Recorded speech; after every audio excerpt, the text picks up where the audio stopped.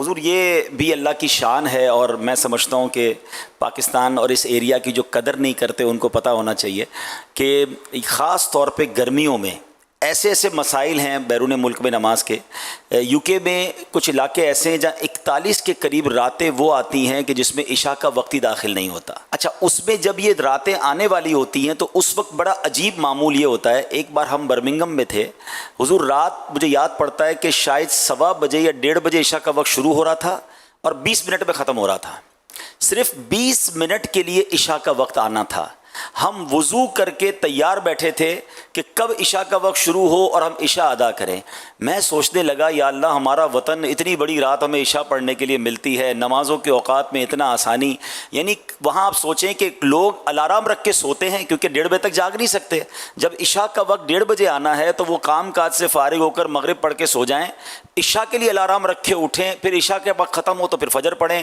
مطلب time table جو ہمارے ساتھ زندگی گزر رہی ہے نا کہ اندھیرے کے ساتھ سونا ہے، اجالے کے ساتھ کام پہ جانا ہے، وہاں کئی بار اندھیرے میں کام پہ جانا پڑتا ہے اور اجالے میں سونا پڑتا ہے کہ جب رات 11 بجے مغرب ہو رہی ہے تو جس کا معمول جلدی سونے کا ہے، ہاں جو نمازی ہے اس کو تو جاگنا پڑے گا، ورنہ لوگ تو اجالے کے اندر پردے لگا کر سو جاتے ہیں اور ان کی باہر دن چل رہا ہوتا ہے، لیکن وہ ایکچولی دن نہیں ہوتا۔ ایک بار میں ناروے میں تھا، رات 1 بجے اتنی روشنی تھی جیسے ہمارے یہاں مغرب کی روشنی ہوتی ہے۔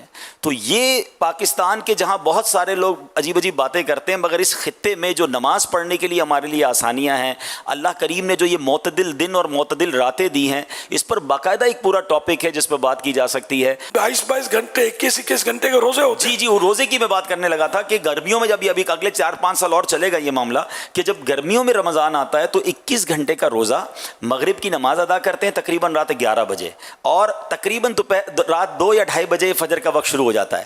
اب مغرب بعض مسجدوں میں اہتمام ہوتا ہے کہ آپ کو افطار بھی کروایا جائے گا، آپ افطار سے فارغ ہوں گے تو عشاء کھڑی ہو جائے گی، تراویح پڑھیں گے تو سحری کریں گے، آپ سحری ختم ہوگی تو فجر ہو جائے گی، یعنی وہ جو 3 گھنٹے کھانے پینے کے ملیں گے اس میں 3 نمازیں بھی پڑھنی ہے، مغرب بھی پڑھنی ہے، عشاء بھی پڑھنی ہے، تراویح بھی پڑھنی ہے اور اس کے بعد فجر پڑھ کے گھر جانا ہے۔ تو کئی لوگ افطار سے لے کے فجر تک مسجد میں ہی وقت گزارتے ہیں کہ جن کو ماشاءاللہ نماز پڑھنی ہے، تراویح بھی چاہیے۔ اب آپ بتائیں، اب وہاں ہم نے جب دیکھا کہ بڑی تعداد میں لوگ روزے رکھتے ہیں تو پھر ہمارے وطن میں ان کے لیے بھی سبق ہے جو 15-16 گھنٹے کے روزے میں ڈنڈی مار رہے ہوتے ہیں۔ وہاں واقع وہاں پھر بھی روزے رکھتے ہیں، ہاں روزے رکھتے ہیں ایسی تکلیف کے باوجود، آزمائش کے باوجود، الحمدللہ۔ اور گرمیوں میں خیر وہاں اتنی گرمی نہیں ہوتی لیکن 21 گھنٹے پیاس بھوک تو لگے گی نا۔ جی اور 3 گھنٹے میں کتنا کھا کے اور پی کے پیے گا۔ ایسا ہی ہے۔ اللہ اکبر، اللہ اکبر، اللہ اکبر۔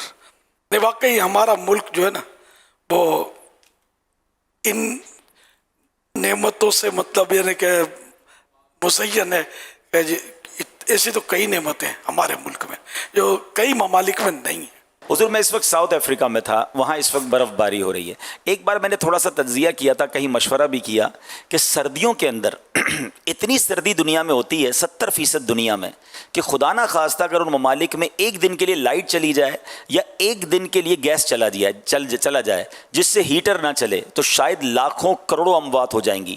ہم دنیا کے اس خطے میں ہیں کہ جہاں اگر کئی دن تک لائٹ نہ ہو، چاہے گرمیاں ہوں یا چاہے سردیاں ہوں، اللہ نے یہاں ایسا موسم رکھا ہے کہ ہم اس پہ سروائیو کر سکتے ہیں، ٹھیک ہے نا۔ لیکن وہاں تو ان کی حیات ہی، ان کی زندگی ہی ہیٹر سے لگی ہوئی ہے۔ -40 ڈگری ٹیمپریچر باہر ہے، -20 ڈگری ٹیمپریچر باہر ہے اور ہم رات کو ہیٹر کے سہارے گزار رہے ہوتے ہیں۔ وہ ایک دن کے لیے اگر ہیٹر بند ہو جائے، بلکہ میں کہتا ہوں چند گھنٹوں کے لیے بند ہو جائے تو نہ جانے کتنی اموات ہو جائیں گی۔ تو یہ بھی ہمارے وطن اور اس خطے کو اللہ پاک نے نوازا ہے کہ جہاں موسم بھی اس شدت کا نہیں ہے جو دنیا کے، میں کہتا ہوں 60-70% دنیا ایسی ہے جو شدید ٹھنڈ میں ہوتی ہے جب سردیاں ہوتی ہیں۔ اچھا حضور ایک اور میں آپ کو عجیب بات بتاؤں، شاید ہمارے ناظرین کے لیے دلچسپی کا باعث بھی ہو اور وطن کی اور احساس ہو۔ ہمارے یہاں ہماری جو پریئر ٹائم اپلیکیشن ہے، ہم دیکھتے ہیں کہ آج مثال کے طور پہ 7:25 پہ افطار ہوا ہے تو کل ہمیں پتہ ہے 1 منٹ کا فرق آئے گا، 7:24 ہو جائے گا یا 7:26 ہو جائے گا۔